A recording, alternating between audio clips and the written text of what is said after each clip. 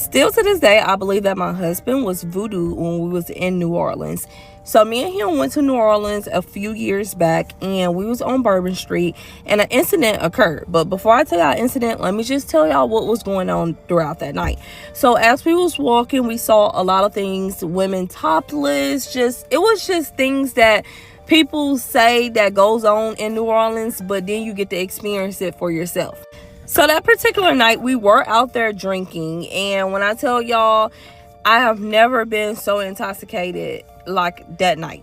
Well, I'll take that back because I have been pretty intoxicated before. But so this woman comes up to my husband, well, my boyfriend at the time, and she was forcing the drinks. Like, they'll come and make you open your mouth and like just chug the drinks with their mouth.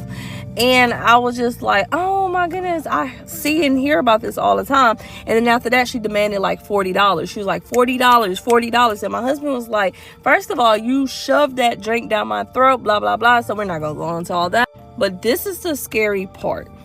Well, I won't say scary, but this is where it gets evil, okay? And you know, they say all different type of things about New Orleans. They say that it's deeply racial into witchcraft, voodoo, hoodooism, all those type of things. She was like, you stay out of it. She said, I want your man. I want him. And she was pointing at him, and I was just like, look, let me just pay for it. This will just all be gone away, okay? Well, my husband was still upset at that time, so he was just like, no. So when we was walking away, my husband turned around and looked at the woman, because the woman was like, kind of had this hideous laugh, but she was still angry, like, and mad. And he was like, she just did something like this. Like, it was like 2 fingers, and it was like this. And she was just like looking at him, shaking her head. Now, I'm not sure what could have happened. I'm really not sure what, is that a spell or what?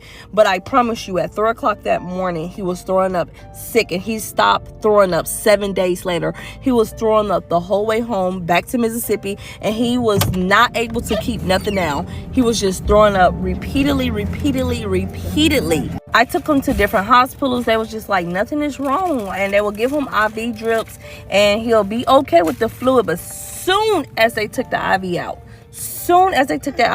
he was just back. Blah, blah. I'm talking about, he was just throwing up so much. Make a long story short, it was literally 7 days after he stopped finished throwing up. So y'all tell me, what do y'all think about that New Orleans story?